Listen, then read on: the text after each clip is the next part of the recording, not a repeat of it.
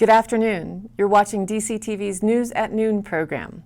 Live at noon from the Dolores County Broadcasting Network, this program is brought to you by the Southwest TV Translator Association. We strive to replay it at 2:30 and 8 p.m. on Monday, Tuesday, and Wednesday, and have it uploaded to our YouTube channel, which you can search for by the name of the program, DCTV News at Noon. I'll be your host. My name is Kendra Cook, and now for March 9th, 2016, here's the news.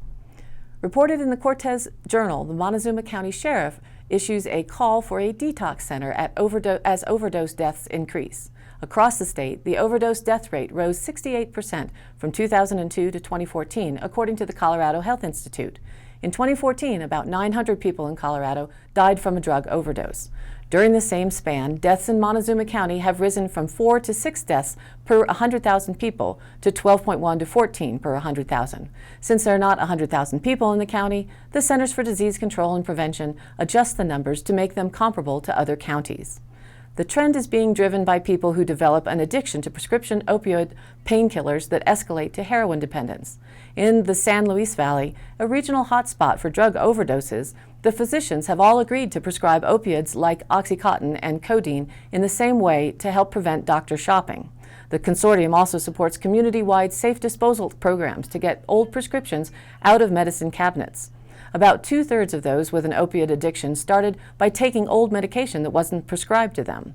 Sheriff Steve Nolan said the sheriff's office would like to open a drop box where unused opioids could be left and later properly destroyed.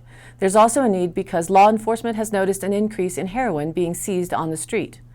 But to tackle all the substance abuse issues in the county, including alcohol, which is still the biggest problem, the community needs a detox center, as the jail is not the right place to help with substance abuse. The sheriff said the effort to start a detox center could start with a community discussion that would include local governments, churches, nonprofits, and other interested groups. Also, according to the Cortez Journal, a Cortez man who stabbed another man Halloween night is expected to receive 2 years probation after pleading guilty to felony menacing. Jimmy Wayne Mahan, 38, struck a plea agreement last Thursday with the 6th Judicial District Attorney's Office. According to an arrest affidavit, Mahan was involved in an altercation early November 1st in the parking lot of the Durango Downtown Inn. Mahan realized police had been called and tried to retreat to a room at the motel. Mahan allegedly pulled out a black folding knife and stabbed a man, Austin Short, near the abdomen under his left arm during an altercation that ensued, according to the report. Mahan then left the scene in a white Toyota Tundra, which the police found a short time later with Mahan in the driver's seat. The affidavit says he had a black folding knife and dried blood on his hands and on his jacket. In an interview with police, Mahan claimed he was defending himself from a man who punched him and knocked him to the ground and was preventing him from entering his room. Formal sentencing is now set for 9 a.m. March 31st in District Court. From the Durango Herald, reported from Denver News, a measure that would allow off-highway vehicles on county roads drove past another hurdle Tuesday in the Colorado legislature, and it's likely to survive, which would end more than 7 years of conversations. The bill made it through the House, where it was introduced by Republican Representative J. Paul Brown of Ignacio, and on Tuesday was unanimously passed by the State Local Government Committee. It heads to the Senate Finance Committee, which is more of a formality given that it no longer has a fiscal impact after the amendments. The bill would allow counties to require insurance and a valid driver's license to operate the vehicles on roads. But it stops short of requiring visible identification tags, which would have generated revenue through registration fees. Similar legislation hit a roadblock last year because the revenue would have fallen under the Taxpayers' Bill of Rights, or TABOR, which is subject to taxpayer refunds. Lawmakers would have been forced to cut other areas of the state budget to address the dilemma. The San Juan Mountain counties of Hinsdale, Ouray, San Juan, and San Miguel have enacted off-highway vehicle ordinances that put them at odds with state law. The state, for the most part, has not interfered. There are concerns, however, over not requiring the visible identification tags, which would assist law enforcement in enforcing rules and identifying stolen vehicles. It's possible that lawmakers may address the issue in the future. And now to the Denver Post, which reported via the online journal The Cannabist that High Times Magazine's flagship event in the U.S. Cannabis Cup is relocating from Colorado to California next month.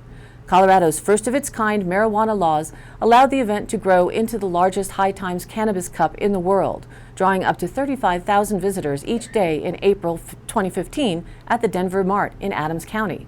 But after Adams County commissioners last month rejected High Times' permit for this year's U.S. Cannabis Cup, organizers announced a tentative move about 100 miles south to Pueblo, where the Cup ran into more regulatory issues and concerns over timing.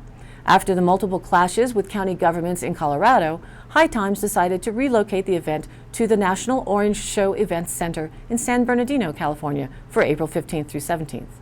The venue recently wrapped a 2-weekend run for the SoCal Medical Cannabis Cup earlier this year.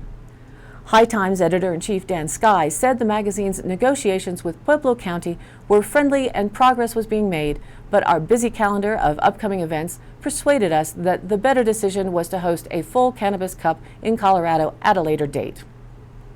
The Cortez Journal reported on the BLM Tres Rios office in Dolores, which is proposing to designate 16 new sections of public lands in southwest Colorado as areas of critical environmental concern.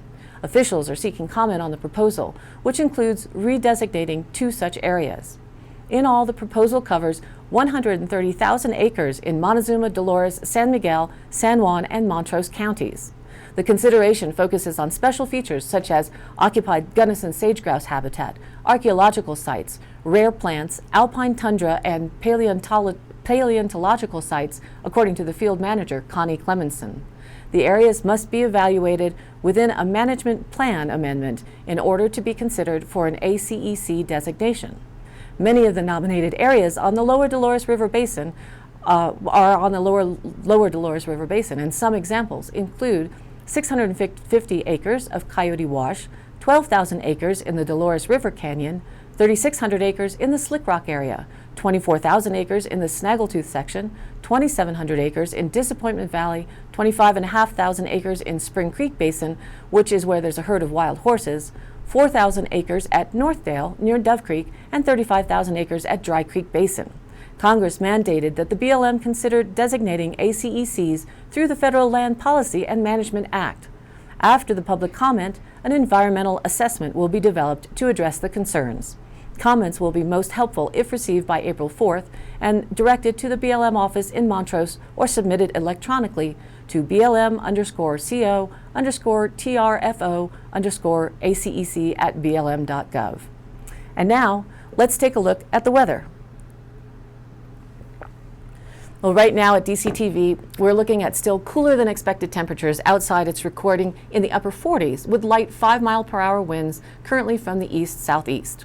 The regional satellite map is showing some of that cloudiness hanging over our area of the southwest corner of Colorado, with rains mostly to our north, passing to the east at this time. But that looming blue mass sweeping in from the Pacific Northwest looks on path to push south through our neck of the woods, most likely predicted for Monday, Tuesday weather of next week, though some predict a brief Saturday morning shower is likely. Nationally, you can see continued turmoil coming up from Mexico and the Gulf that is just pummeling eastern Texas and on north through the Mississippi Valley and the south central states. Switching to that national forecast map, again, you can see that the heavy snows are predicted for northern Washington state. However, behind the low fronts, a mix of rain and snow scattered through the western states will be possible over much of the more northern terrain, while a high front off the southwest coast keeps the Four Corners area dry for the next few days. Looking to the 5-day forecast from DCTV, after today's clouds burn off, we should be looking to mostly sunny for Thursday with a high around 60 and still the low below freezing in the mid to upper 20s overnight. The weekend is setting up to be partly sunny Friday through Sunday, though again, that chance of early morning rain on Saturday isn't out of the question, with highs showing in the 60-degree range and lows overnight just edging to the 32-degree freezing point, or in my opinion, most likely a little colder. Then Monday takes us potentially back to the feel of late winter with 20% chances of snow or rain Monday and Tuesday, still forecasting comparable temperatures ranging from near 60 in the day to just below freezing overnight. Again, this weekend is the changeover to daylight standard time, so don't forget to daylight savings time, so don't forget to set all your clocks forward an hour on Saturday night, at least the ones that aren't connected to the internet and automatically update on their own. And now back to the news. The Durango Herald reported that budgeting issues and high water have caused planned improvements to Durango Whitewater Park to be put off until after the high flow season, drawing concern from some rafting companies adversely affected by dangerous rapids. Durango Parks and Recreation Director Kathy Metz said that the department was hoping this winter to widen 2 rapids, Corner Pocket and Ponderosa, before the park's second season. The work would effectively decrease the power of flows in a particularly narrow portion of the river. The department put the work out in an informal bidding process that drew bids over the cost of the city's anticipation. As a result, the city had to enter a larger bidding process, and then the unseasonably warm weather hit. When a rafting company determines a rapid is too dangerous, guides have the option to portage, carry the boat overland to the next navigable put-in, but that brings several logistical problems with larger groups. The other, less favorable option is to simply not run the park, and that's where complications from previous engineering decisions start to cut into business. Refunding 4-hour bookings to 2-hour trips hurts rafting companies financially. Entering its second year in operation since construction began 3 winters ago, the Durango Whitewater Park has received a mixed reaction from the river recreationists. The city will meet with the outfitters on Wednesday to discuss concerns, and there will be a public hearing in the coming weeks. And now in southern Utah news, the San Juan Recorder reported that a 6-county coalition has turned their focus on San Juan and Daggett counties for a fiber-based broadband project. These 2 counties have been identified for broadband capability needs, specifically at Manila High School and Flaming Gorge Elementary School in Daggett County. The need in San Juan County is at all schools south of Blanding. Listed on the project paperwork are Bluff, Montezuma Creek, and Tisay Benid Sisgay Elementary Schools and Whitehorse, Monument Valley, and Navajo Mountain High Schools.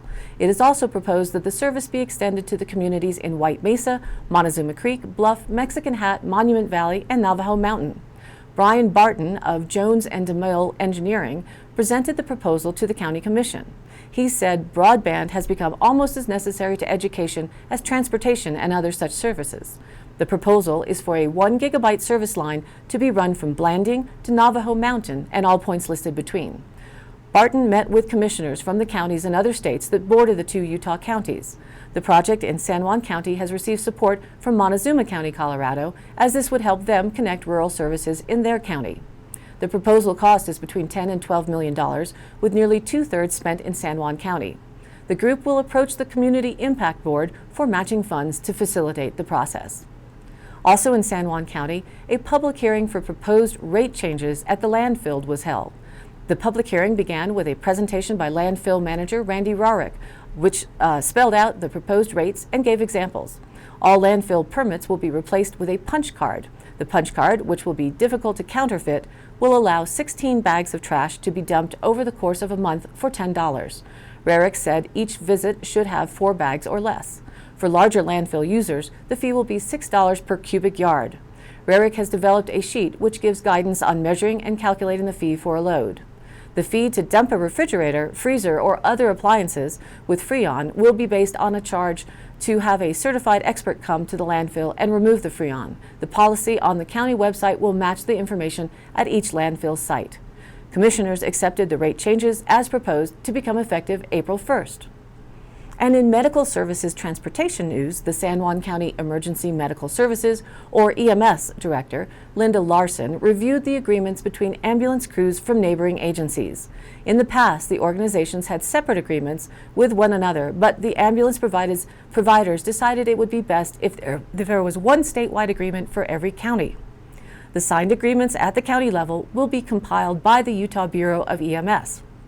County Attorney Kendall Laws reviewed the agreement and is supportive. The agreement was approved unanimously and signed by the Commissioner Lyman. There will be one exception to the statewide agreement. The county will keep an interlocal agreement with Grand County, since they work together often to cover events which overlap county lines. And reported in the Cortez Journal, the 7th annual Mancos Melt will host its popular putt-putt golf tournament Saturday, March 12th. Registration will begin at 12:30 p.m. at the Columbine Bar on Grand Avenue and pre-registration at the Fahrenheit Coffee House. The putt-putt tourney will begin promptly at 1 p.m. Cost is $40 per 2-person team. The putt-putt course is composed of 18 holes, each elaborately decorated and hosted by various Mancos businesses and restaurants. Food and libations will be available throughout the course. In the spirit of Mancos, where the West still lives, Mancos resident Art and his trusty steed Avatar will be providing bat and board carriage rides to shuttle players to the various holes located throughout the town. This year's theme is steampunk. Prizes will be awarded for best hole, best costume, and best caddy. Awards to follow will be held at the Mancos Valley Distillery at 4:30 p.m. The band You Knew Me When will be playing as part of the festivities at 5:30. This year's beneficiary is the Painted Turtle Art Studio. All proceeds will be used for student scholarships, those who would typically not be able to participate in the various art classes provided by Painted Turtle. This year's sponsors include the Mancos Creative District, Goodnight Trail Gallery, Beehive Boutique and Spa, Olio Restaurant, and Walgreens. For more information, check out their Facebook page, Mancos on the Move, or call Raina Wilson at 970-749-7745. And finally, in High Country happenings, a reminder that for the seniors, the Dolores County Senior Services is providing a program entitled A Matter of Balance. Beginning March 15th through April 8th, classes are held twice a week for the month, each one for 2 hours. The program is free and located at the First Methodist Church on North College in Dove Creek. It's set up to help with strengthening exercises and to provide ideas to keep those with balance issues safe. For more info, call Audrey at 970-562-4626. Saturday, March 12th is the 5th annual Tip a Cop Dare fundraiser. 4 to 9 p.m. at J. Fargo's restaurant in Cortez, police officers will be waiting tables to earn tips. All tips and a portion of all dinner sales will go towards the local Dare education program. Details are online at jfargos.com, or you can call 970-564-0242 and check a look at J. Fargo's Facebook page as well. And also this Saturday in Cortez, there will be a St. Patrick's Day bake sale happening to benefit for Pets' Sake Humane Society. 10 a.m. to 1 p.m. at the City Market North Entrance in Cortez. Baked goods can be dropped off starting at 9:30 Saturday at City Market, or from 10 to 2 p.m. Friday at NetForce PC next to Safeway. For details, call Catherine at 970-739-9854. And another reminder that the Dove Creek VFW Care and Share Food Pantry is for all Dolores County and Egner, Colorado residents. Bring identification for TFAP commodities. The pickup will be this Friday, March 11th, at the Dove Creek VFW Hall, the rear entrance on 3rd Street, from 10 a.m. to 11:30 a.m., or until everyone is served. You can call 970-769-0006 with any questions, or if you are in need of emergency food. And now, thank you for watching DCTV News at Noon. We hope you enjoy the program, and let us know your feedback or news tips by calling the station at 970-677-4119, or send us an email, dcbnnews@gmail.com. We are also on Facebook, and you can follow us on Twitter and archived on the YouTube channel of the same name. For all those involved in the station, thanks again for tuning in. I'm Kendra Cook. Enuma Elish, and warmest wishes from the other DC.